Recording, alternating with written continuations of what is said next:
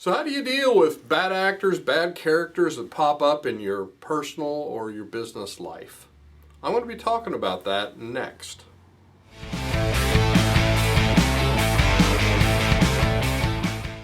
Hey, it's Don Skaggs again with Empowered Inventing TV, where we try to help you help other people by taking your great innovation, the right opportunity, mixing that with sound wisdom so you can turn them into real things like products and businesses that make money. Now, today I want to talk to you a little bit about how to deal or maybe not deal with bad characters, bad actors. You know, when we connect with a lot of people, and we need to connect with a lot of people if we're going to be in business or in life, we always end up eventually, ultimately, coming across some bad characters. It's happened to me. It's happened to me in my life a lot. And guess what? You have to be able to identify them. And sometimes this is a process. You know, most people are not going to show that they're bad people in the beginning. But over time, you start to see things, you start to notice things that are red flags, that are, and by the way, every bad person you end up dealing with does not look like Snidely Whiplash. Interesting old ancient trivia for you there. Try to figure out who that character is. But Google it, kids. I'm sure something will pop up. But everybody's not going to look like the evil villain with the mustache and, you know, the twirling mustache evil villain guy. In a black coat and a top hat or whatever, and they're not going to look like that. They're going to look like, oh, this is great. Look at this. This is a great person. I'm going to start dealing with this person, and then it turns bad. So I want to talk to you about that. I want to go over 5 areas that will help you hopefully keep you from getting tangled up in bad business relationships. And there's in just about every area of relationships you're going to have that potential happen. Now, the first one I want to talk to you about is partnerships, and this is big. Don't rush into partnerships, especially when there's money involved. And usually, if it's business, there's always money involved somewhere in some way, of course. You need to get to know this person. You're jumping into a marriage with this person. Let me tell you, you're getting chained. There's a big click on your wrist and a big click on their wrist, and guess what? You all are connected with a chain, and that's what happens. So get to know these people. Don't just jump in and clap those shackles on before you know who you're getting shackled to, because you will be shackled to these people. And, financially, contractually, a lot of different ways. And one good rule of thumb, and this is just, it's kind of weird, but Dave Barry, a humorist, actually came up with this. He says, if someone is nice to you, but they're rude to the waiter in a restaurant, then they're probably not a nice person. And believe it or not, that exact thing happened to me. I was in this business meeting and met this guy for the first time, and there was several people there, and he was just all this dismissive, rude, I'm better than you and everyone else, to the waiters. And I thought, okay, I don't want to deal with you. It was really nice to meet you, and I'll see you later. So you want to watch for things like that. See how they behave with other people.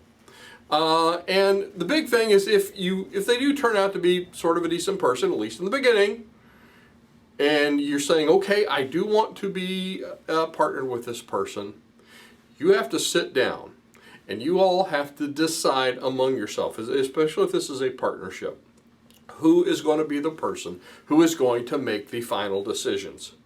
Now, I have been in conversations with potential partnerships with, no, Don, you don't understand. We'll work it all out ourselves and it'll all be great. And they're in the honeymoon phase right now of this marriage, and they don't understand that at some point they're going to have something that they are really opposed on. And guess what? That's when the real fighting will start. If you all truly agree, and you have to really mean it. This is another thing. You say, oh, well, okay, well, you're going to make the final decisions, but then they don't really mean it, and then it comes down to the big thing that they are both diametrically opposed on, and the other one says, well, yeah, I said you were going to make the final decision, but this is so important. You have to decide. And you have to do that. And you have to work with each other, and you have to there's give and take, and there's all those things too, but someone at the end of the day has to make the final decision, and the other person has to respect that final decision. Otherwise, nothing's going to go anywhere. So another area is in your team, the people that you hire. In your business, or maybe you outsource them, maybe they're a contractor, maybe they're an employee. Whatever the case, take your time. Don't hire people just because they have a pulse. Oh, look, this person's here. Usually we're in a rush and we're growing and we need some help with something and we need it right now, and we sort of treat it like panic buying.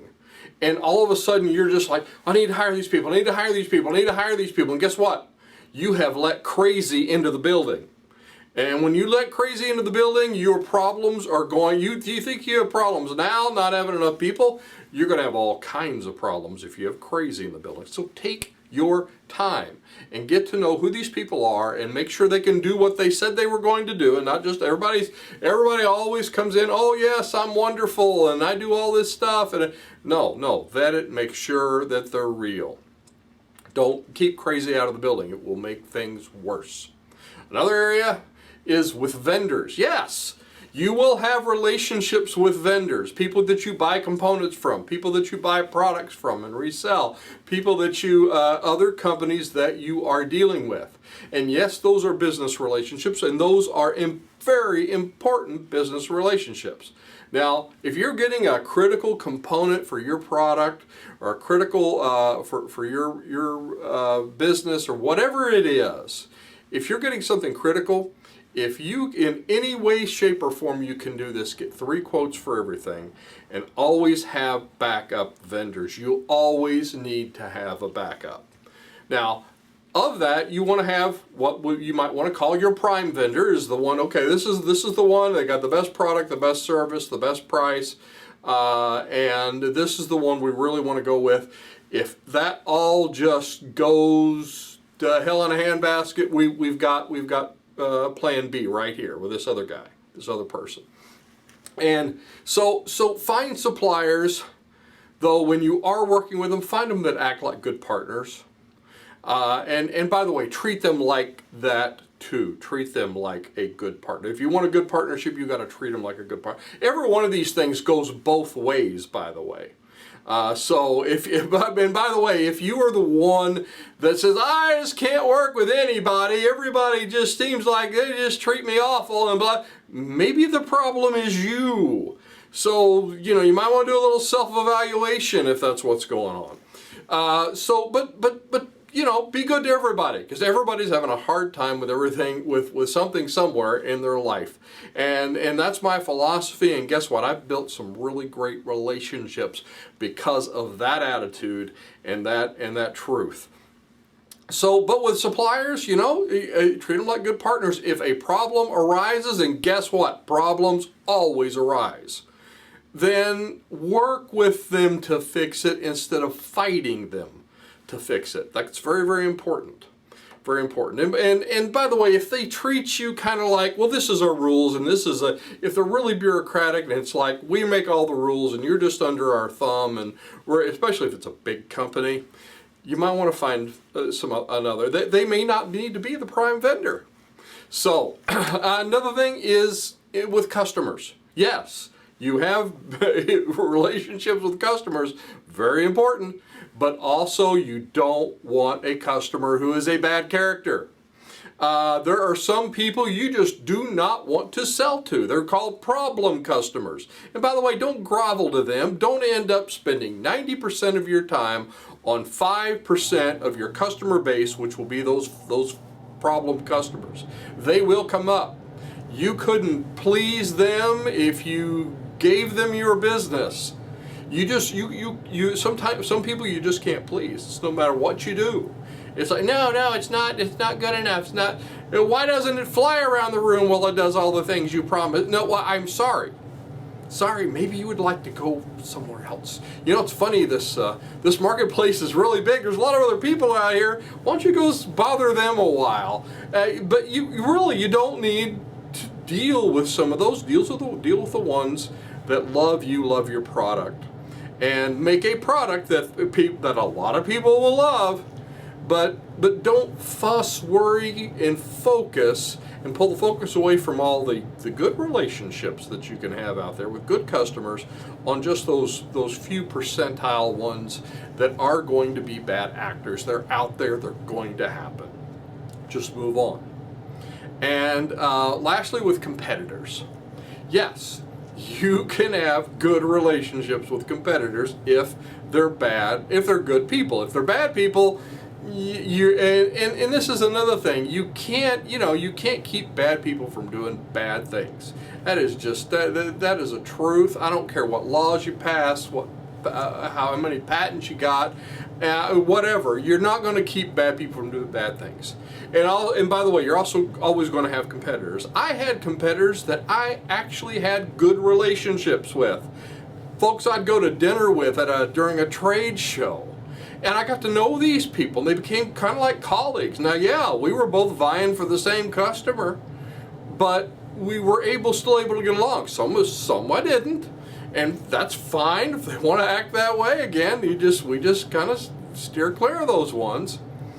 But you want to form the good relationships where you can with good people and mitigate the risks of dealing with the bad people. Oh, okay, you're going to act like that? Fine. Well, you just do you over there. I'm going to go over here and do what I'm doing. And that's the way you have to treat it. But you can have good relationships sometimes with competitors. And sometimes you can even help each other out if you have kind of differing areas that you're covering to a certain customer.